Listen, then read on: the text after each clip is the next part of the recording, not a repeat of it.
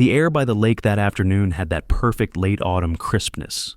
You know the kind, it smells of cold water, wet pine needles, and the promise of an early frost. My 10-year-old nephew, Leo, was finally breathing it in, really breathing, without that tight little wheeze in his chest that had become the soundtrack to our lives.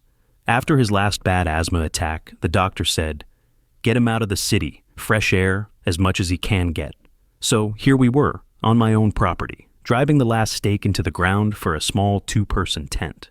Leo's laughter was the best sound I'd heard in months. And if you're watching Karenology, you know it's never just a misunderstanding. It's always a storm brewing on a clear day. The storm arrived in the form of my homeowners association president, Karen. The gate to my backyard didn't just open, it was thrown open, slamming against its post with a crack that made Leo jump. Karen stood there, silhouetted against the setting sun, flanked by 2 of her silent, grim-faced board members. She marched across the lawn, her sensible shoes crunching on the gravel path, with an authority that grated on my soul. She didn't greet me, she just pointed a perfectly manicured finger at the tent. "What is this circus?" Her voice was all honey-laced poison. "You have 1 hour to take this down. Overnight camping is strictly prohibited by the covenants."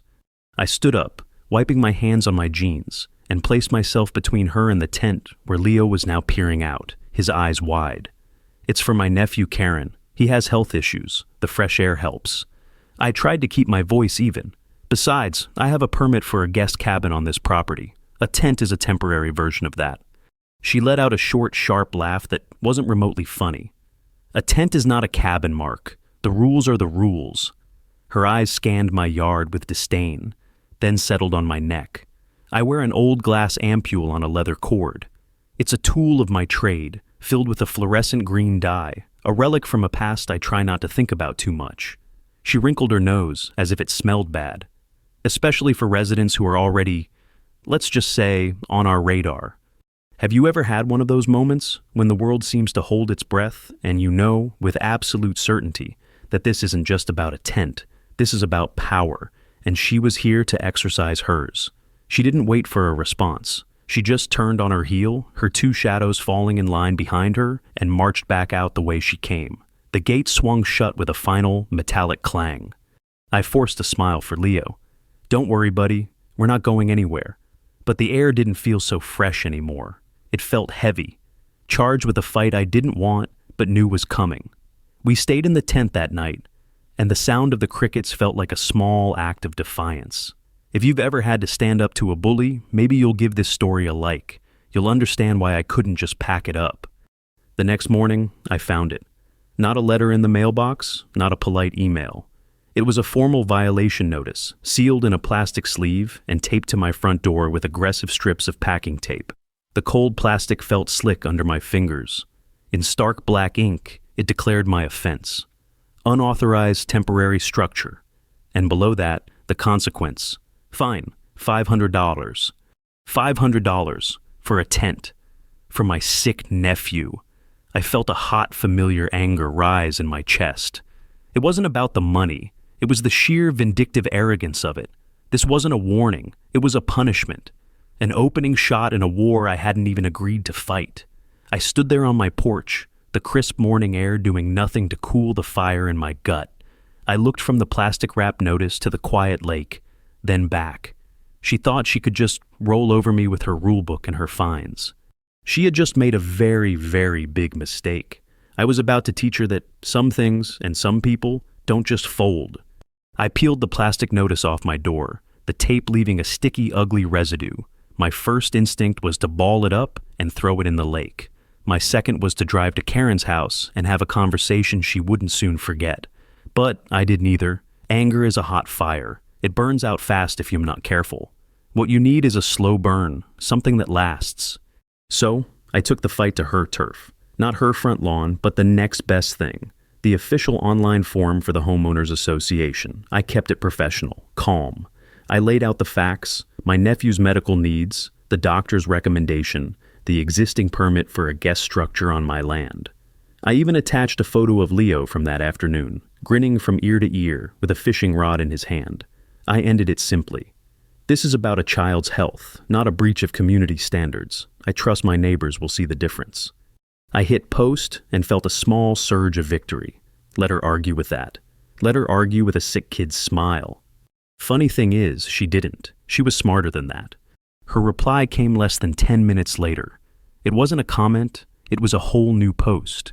She used the photo she must have taken, the tent at dusk, looking less like a cozy shelter and more like a squatter's lean-to. The caption was a masterclass in manipulation. "A concerned resident has brought to our attention the issue of property use," she began. "While we all cherish our natural surroundings, we have a collective responsibility to uphold the standards that protect our home values and ensure our safety. Let's not allow our beautiful neighborhood to be devalued by structures that belong in a public campground." She never mentioned me by name. She didn't have to. The comments flooded in. They were a torrent of digital pitchforks. "I didn't pay a premium for a lakeside view of a homeless encampment," one said. Another, "What about the fire risk? Is this even insured?" A few people tried to defend me, but their voices were drowned out in a chorus of fear and outrage, all expertly stoked by Karen. She had turned my appeal to decency into proof that I was a menace. Have you ever felt yourself being painted as the villain in your own life? It's a strange, disorienting feeling. The online venom was one thing, but it started leaking into the real world. The next morning, when I took my dog for a walk, the usual friendly waves from neighbors were gone. Instead, I got quick nods, gazes that dropped to the pavement as I approached. Curtains twitched in windows. The air itself felt different, thick with judgment. I was no longer Mark, the guy who lends out his tools and brings extra fish he's caught. I was the tent guy, the problem. The final nail in the coffin came that afternoon. I was checking the mail when my neighbor from across the street, a guy named Dave I'd shared beers with during football season, walked over. He wouldn't meet my eye. He just shuffled his feet and stared at a crack in the asphalt. "Hey, Mark," he started, his voice low. "Listen, about the tent." He finally looked at me and his eyes were pleading. "We're all just, we're worried about property values, about setting a precedent. Can't you just take it down for the good of the neighborhood?" He said it so reasonably, so calmly, and it was 1,000 times more brutal than Karen's public attacks. This wasn't a power-hungry president anymore. This was my friend, my community, and they were choosing her side, for the good of the neighborhood. I just stared at him, the weight of his words landing in my gut like a stone. I suddenly felt completely, utterly alone. He just shrugged, a gesture of helpless apology, and turned to walk away, leaving me standing there by my mailbox in the silent, accusing glare of the afternoon sun.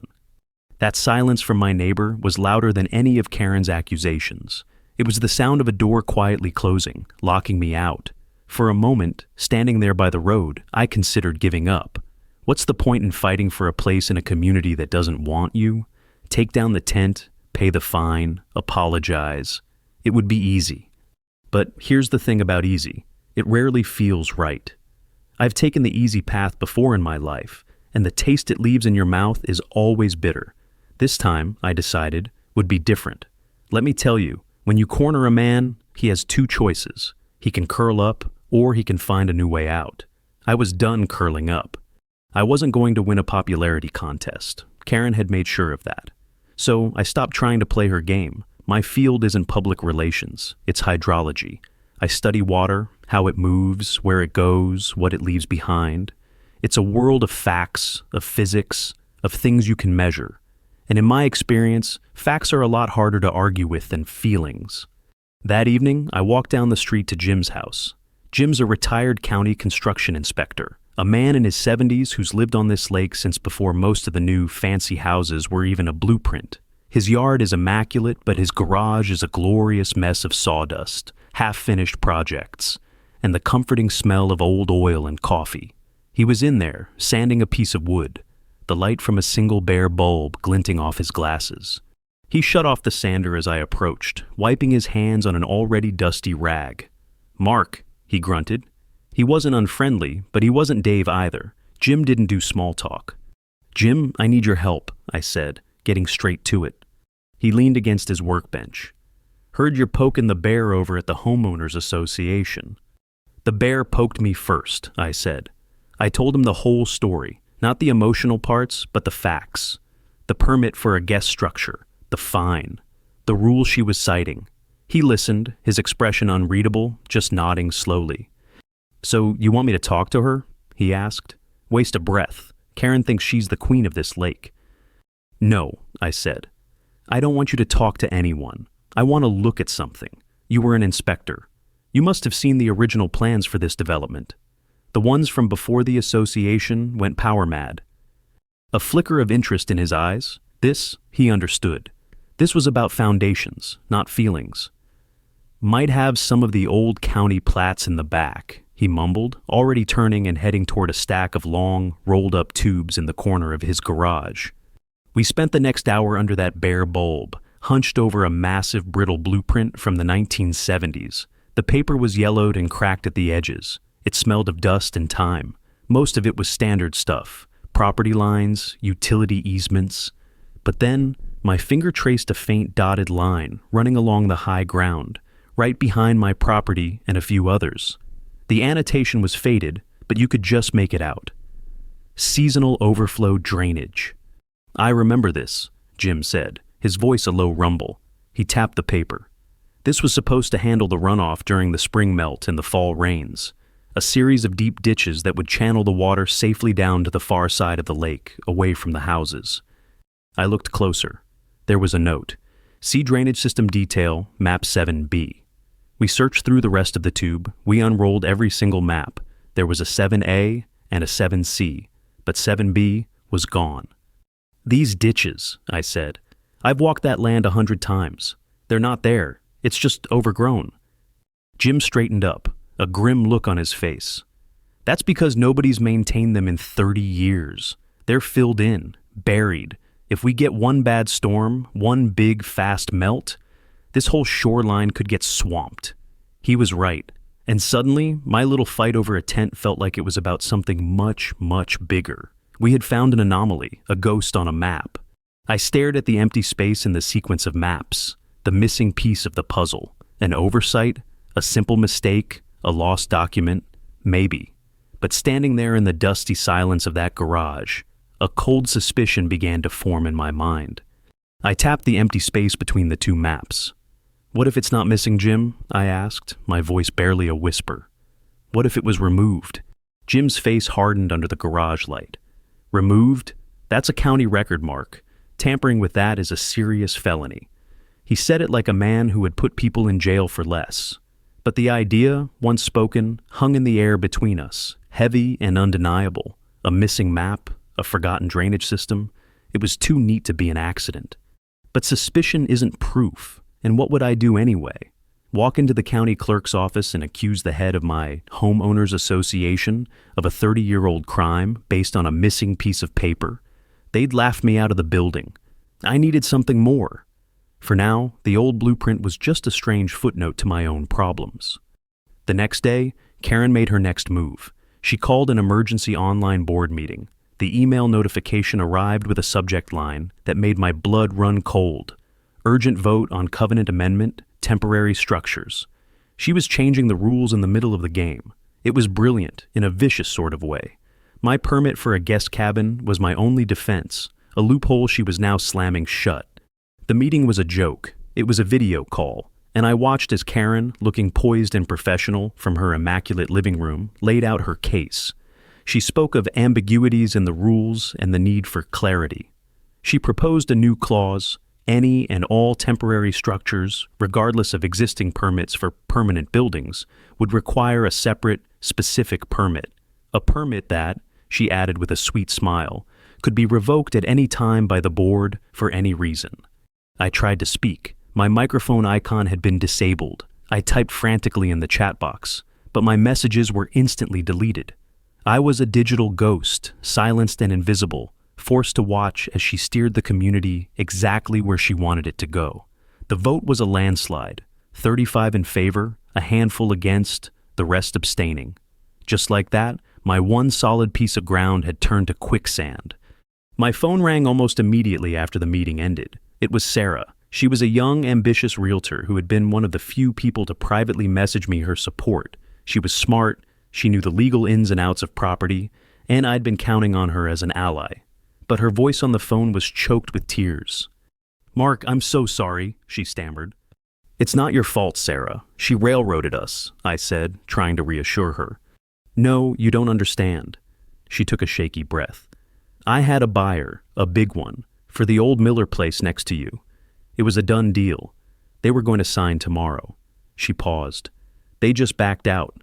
The husband said he didn't want to move his family into a neighborhood with ongoing disputes and unstable leadership." The words hit me like a physical blow. Unstable leadership. That was Karen, but ongoing disputes? That was me. "He said he read the community forum," she continued, her voice cracking. "He saw the fighting. He saw your name. Mark, this was my biggest sale of the year. I can't be seen as being on your side anymore. My boss would kill me." There it was. Betrayal. But it wasn't the angry, backstabbing kind. It was worse. It was the quiet, regretful kind, born of self-preservation. Have you ever been let down by someone you thought was on your team? Not because they wanted to hurt you, but because they were afraid? That's a special kind of lonely. "I get it, Sarah," I said, and my own voice sounded hollow. "You have to do what's best for you." We hung up, and I stood in my kitchen, staring out the window at the lake. The sun was setting, painting the water in brilliant shades of orange and pink. It was beautiful, and I felt absolutely nothing. Karen hadn't just taken away my argument and turned my neighbors against me. She had started to cost me the support of the few people who believed in me. She was isolating me, cutting me off from the herd. And I knew, with a certainty that chilled me to the bone, that she was just getting started. I looked at the dark line of trees on the ridge behind my house, where the ghost ditches were supposed to be. A missing map and a lost ally. The pieces were all there, but they were forming a picture I didn't want to see. The phone in my hand felt heavy. My contacts list seemed useless. I was on my own. That night, sleep was a stranger. Every creak of the house, every rustle of leaves outside, sounded like a threat. I lay there, staring at the ceiling, feeling the walls of my own home closing in. It was a feeling I hadn't had in years, a kind of primal helplessness. I almost laughed, all this over a tent. But it wasn't about the tent anymore. It was about being erased. The sound that finally woke me from a shallow, restless doze wasn't a creak. It was a gurgle, a low, persistent hum, like a distant engine, coupled with the wet, sloppy sound of mud. I swung my legs out of bed, and my bare feet landed not on the cool hardwood floor, but in an inch of ice-cold water. Panic shot through me, sharp and electric. I scrambled to the back door and flipped on the floodlights. The sight that greeted me stole my breath. The small, gentle creek that ran along the high side of my property was no longer a creek. It was a raging, muddy river, spilling over its banks and pouring down the slope directly toward my house. The water was already climbing the foundation, a dark, hungry tide. I threw on boots and a jacket and ran outside into the frigid night air. The roar of the water was deafening. Using a powerful flashlight, I fought my way up the muddy slope toward the source of the flood. And then I saw it. The narrow channel of the creek, where it passed under a small access road, was completely blocked. Someone had methodically jammed it full of sandbags, dozens of them, creating a crude but brutally effective dam. This wasn't a natural flood. This was sabotage. I started tearing at the bags, my fingers numb from the cold and the rough burlap. They were heavy, waterlogged, and impossibly stubborn. For every one I managed to dislodge, a torrent of water would push two more back into place. It was a hopeless, desperate battle against the current, and I was losing. As I stood there, knee-deep in the churning, muddy water, another light cut through the darkness. It was a small flashlight held by a shaky hand. Ron, one of the two board members who had been with Karen on that first day, was standing on the edge of the flood. He was a quiet accountant, a man who always looked like he was apologizing for taking up space. "Mark!" he called out, his voice thin against the roar of the water. "What do you want, Ron?" I yelled back, my voice raw with exhaustion and fury. "Come to admire your handiwork?" He flinched. "This wasn't my idea," he said, taking a hesitant step closer.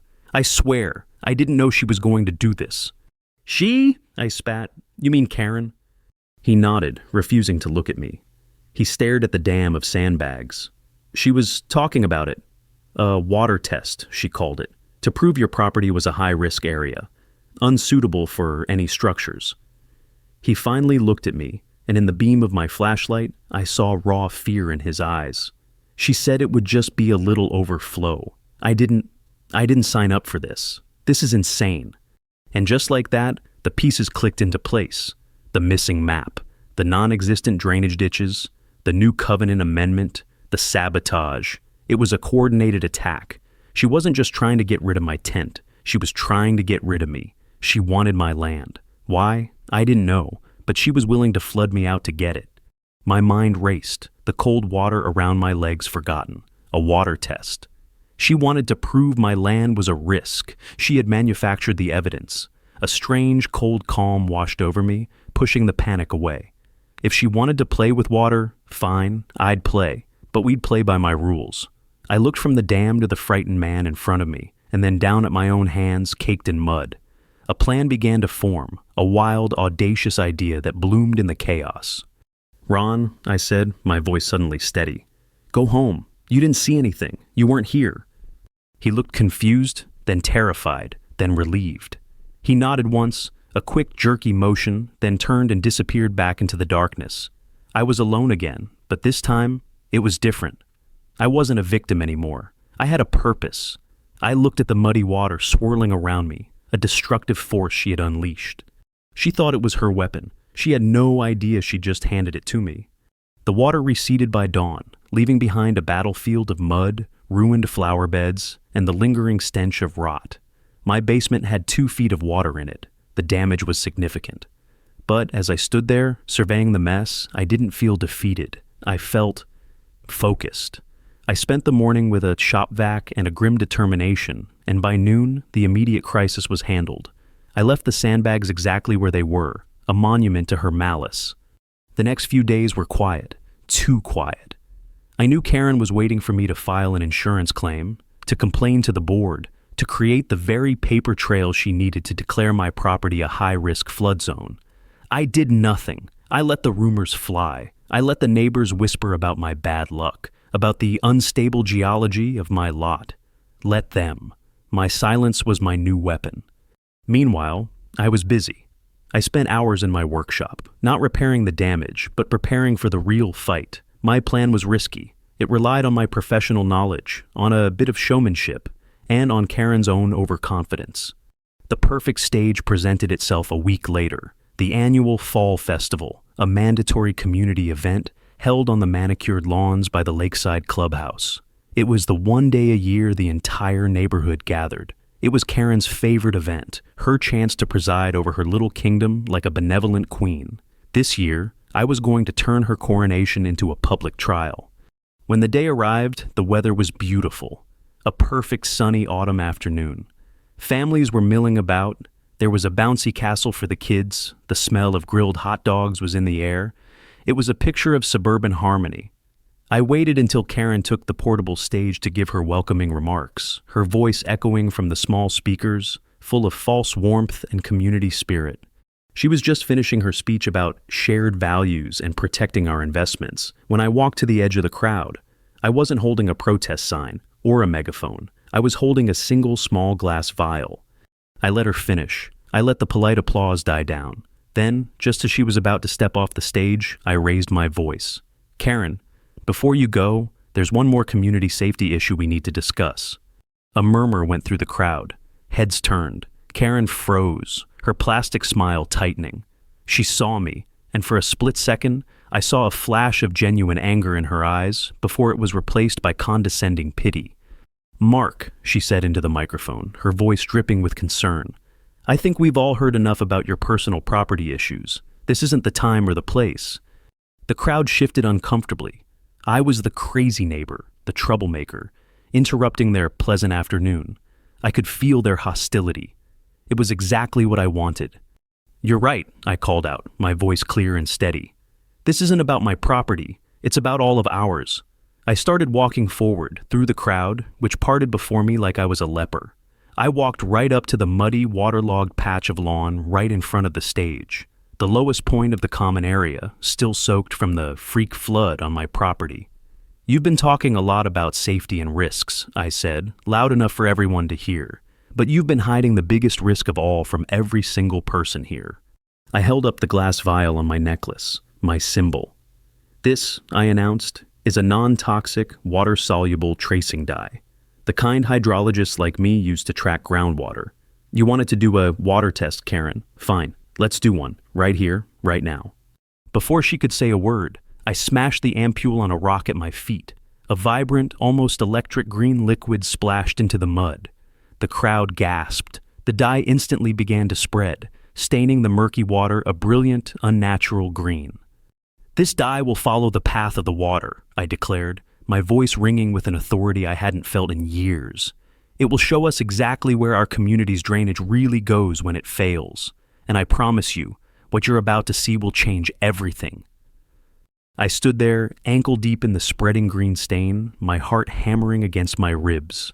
I looked at Karen, whose face had gone pale. I looked at the crowd, their faces a mixture of confusion, annoyance, and a dawning, fearful curiosity. All eyes were on the green water. There was nothing to do now, but wait. The silence that fell over the festival was absolute. The only sounds were the distant squeals of children from the bouncy castle and the gentle lapping of the lake. Everyone stared at the lurid green puddle as it slowly, inexorably began to move. It didn't flow toward the lake, as everyone expected. It sank into the soggy ground, disappearing from sight. For a few minutes, nothing happened. I could feel the tension ratcheting up. I saw a few people shake their heads, getting ready to dismiss me as a lunatic. Karen's composure was returning. A smug little smile played on her lips. She was about to speak, to declare the circus over, when a woman in the front row let out a sharp gasp and pointed. It started as a trickle, a thin fluorescent green line seeping out of the manicured flower bed at the base of the community's newest, most prized asset, the Lakeside Showcase home. This was a brand new multi-million-dollar house the Homeowners Association had partnered with a developer to build, a gleaming testament to the neighborhood's prestige. It was also Karen's pet project, the jewel in her crown, currently on the market and being sold through a realty company she had a very cozy relationship with. The trickle became a stream. The vibrant green water bubbled up from the ground, tracing a path directly under the home's expensive stone facade. It pooled on the pristine white concrete of the driveway. It wasn't just near the house. It was coming from under it. The showcase home was built directly on top of the old, forgotten seasonal drainage path, the path from the missing map. The crowd was stunned into silence. Then, a familiar gruff voice cut through the air. "Good God!" It was Jim, the retired inspector. He pushed his way to the front. He knelt down, looked at the green water bubbling up from the foundation, and then stood to face the crowd. "That house has no business being there," he said, his voice carrying the weight of 50 years of experience. "It's sitting on an active watercourse. The first major storm, the whole foundation will liquefy. It's a death trap." The puzzle pieces slammed into place for everyone at once. The sabotage. Karen's obsession with my land. She wasn't trying to get my property because it was a risk. She was trying to get it because it was the high ground, the key to controlling the water flow away from her fraudulent, unsellable masterpiece. Her whole scheme, the fines, the public shaming, the flooding, it was all a desperate criminal effort to cover up this one catastrophic, greedy mistake. Just then, a man in a sharp suit who had been standing near the back stepped forward. It was the developer. He looked at Karen, his face a mask of cold fury, then looked at me. He opened his mouth to offer me a deal, to buy my silence. I could see it in his eyes. Before he could speak, I cut him off. "It's too late for that," I said, looking not at him, but at my neighbors. "I don't want your money. I want a full independent geological audit of this entire development, paid for by the Homeowners Association.